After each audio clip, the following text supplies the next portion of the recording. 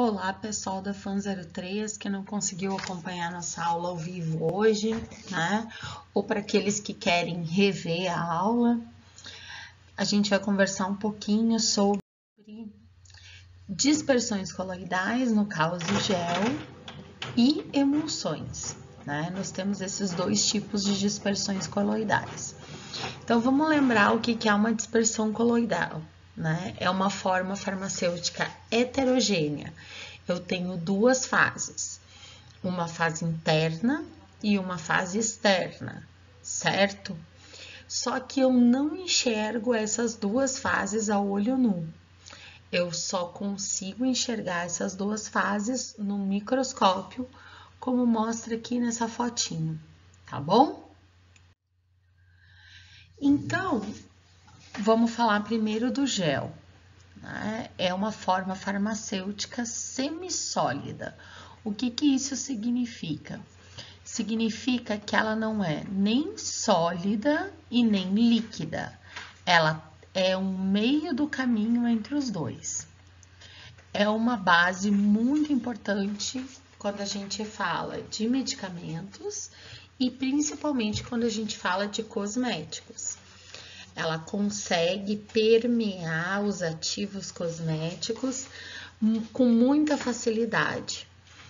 Quando a gente faz uso desses ativos cosméticos juntamente com equipamentos, né, o gel, por ser a base d'água, ajuda que esses equipamentos tenham as suas funções, né, otimizadas. Se eu usar um gel com oligoelementos, por exemplo, com um ultrassom ou um aparelho de eletrólise, eu consigo fazer com que esses minerais, esses oligoelementos penetrem muito mais fácil na minha pele. O mesmo acontece quando a gente fala de anestésicos e anti-inflamatórios. Os géis, eles permitem essa permeação muito mais rápido do que produtos oleosos, tá bom? Então, quando a gente fala de gel em farmácia, em medicamento, ele permite uma rápida penetrabilidade daquele ativo que está ali, pela característica aquosa desse gel, certo? E a gente tem tipos diferentes de gel.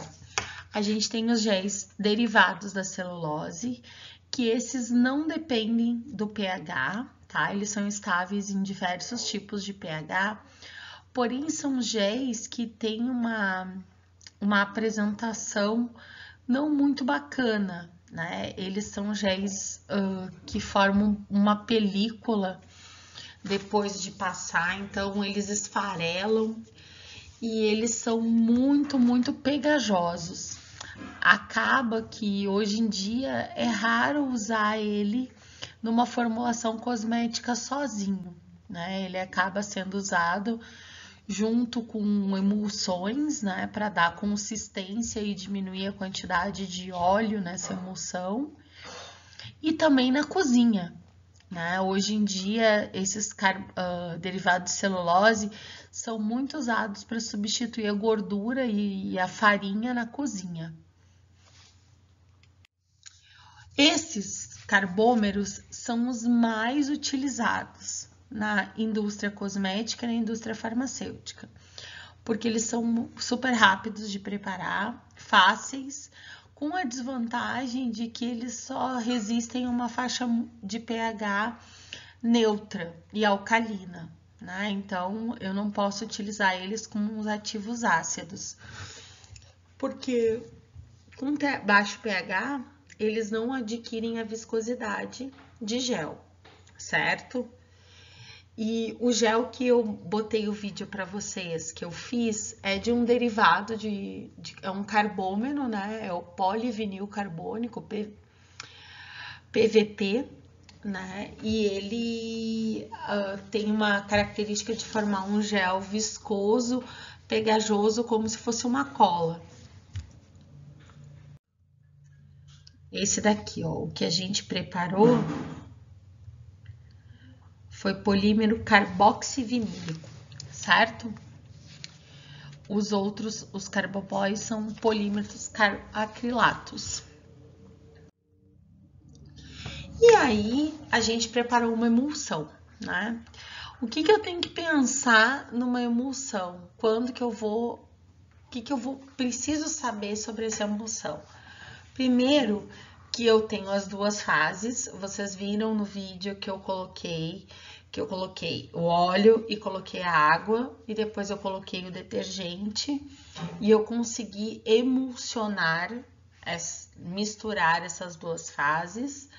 Porém, se a gente deixar a água, óleo e detergente em repouso, eles tendem a se separar, porque esse tensoativo, ele não produz uma emulsão com estabilidade, né? É uma emulsão muito instável. E eu preciso, quando eu vou fazer um creme, vou fazer uma loção, vou fazer um leite, eu preciso dessa estabilidade. Então, eu preciso encontrar um tensoativo que tenha a capacidade de permitir que a água e o óleo se dispersem e não se separem depois de um tempo, certo? Então, essa é a principal dificuldade farmacotécnica. Eu juntar a quantidade certa de óleo e de água com o tensoativo correto para essa quantidade de óleo e de água, tá bom? E eu posso ter essa diferente classificação de acordo com a viscosidade da minha emulsão, né? Como a gente falou. Cremes normalmente são mais densos, eles têm maior capacidade, maior quantidade de óleo também, ou no caso de um agente de viscosidade, como eu falei para vocês, os polímeros de celulose são usados nesse caso, né? Na loção, ela já é mais fluida, então ela permite que eu passe, por exemplo, para passar no corpo todo, é mais fácil eu usar uma loção do que usar um creme. E o leite, normalmente, ele é usado com algodão para limpeza, né? Ele facilita a limpeza da pele.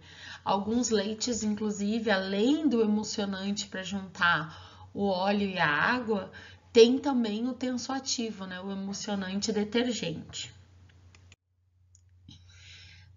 E eu também vou ter a questão da carga do meu tensoativo, então eu nunca vou poder fazer um creme com um ácido que tem um tensoativo aniônico ou catiônico, porque senão ele vai reagir com o meu tensoativo. Esse ativo e o tensoativo reagindo, ele separa a minha emulsão. Então, vamos pensar assim, eu quero fazer uma pomada de ácido salicílico, um creme de ácido salicílico. Eu não vou poder usar no creme Laneige, né, que é aniônico, ou, por exemplo, botar num condicionador de cabelo. Porque senão, eles vão reagir um com o outro e aí não vai dar certo. Eu preciso usar um não iônico, ou seja, um que não tenha carga, e aí a carga do meu ácido não vai interferir nisso, certo? Então, como a gente preparou a emulsão? A gente pesou a fase aquosa e a fase oleosa, a gente aqueceu as duas e agitou até esfriar. Por que é importante essa agitação? Primeiro, a agitação vai fazer com que as moléculas, que o tamanho das partículas dessa minha emulsão sejam pequenos, né? E com isso eu consigo fazer com que essa emulsão fique bonita e fácil de espalhar, certo? A espalhabilidade dela melhora quando eu faço essa agitação da forma correta.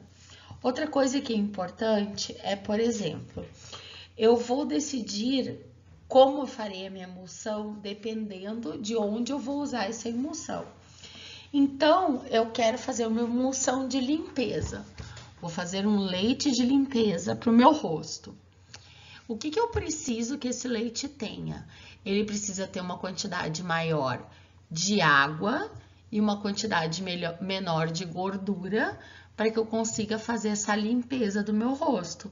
Porque se ele tiver mais óleo do que água, no momento que eu passar no meu rosto, ao invés de limpar, ele vai depositar gordura no meu rosto, certo?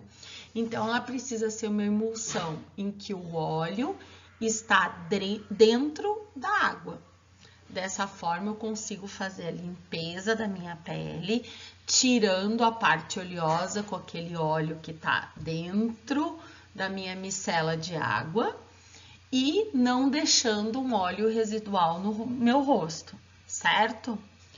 Se eu vou usar um creme de massagem, o que eu tenho que fazer com esse creme? Esse creme precisa deslizar na pele. E aí, se a fase externa dele, ou seja, se ele tem mais água do que óleo, eu não vou ter esse óleo residual e logo a minha pele vai absorver o creme, impedindo que eu faça essa massagem. Então, é importante, nesse caso, eu ter uma emulsão, que a fase externa dessa emulsão seja o óleo e a interna a água. E se eu preciso de uma loção hidratante, um creme hidratante, o que é mais importante, né? Porque se eu fizer um creme bem oleoso para hidratar, ele vai hidratar minha pele, não vai? Não vai, gente. Não, a gente não pode confundir água com óleo, né? Hidratação, a minha pele precisa de água. Claro que um pouquinho de óleo é fundamental para minha pele também, porque vai ser o óleo que vai ajudar a juntar as células da minha epiderme e formar esse filme de proteção natural que a gente tem. Então, quando eu falo de uma loção hidratante, é importante que essa loção seja água em óleo, ou seja, que eu tenha a fase externa de água e dentro da micelinha um pouquinho de óleo. Entendido? Espero que vocês tenham gostado dessa explicação, tenham gostado dos vídeos da manipulação, né? E logo, logo a gente vai se juntar para fazer a manipulação de todos esses produtos. Um grande abraço!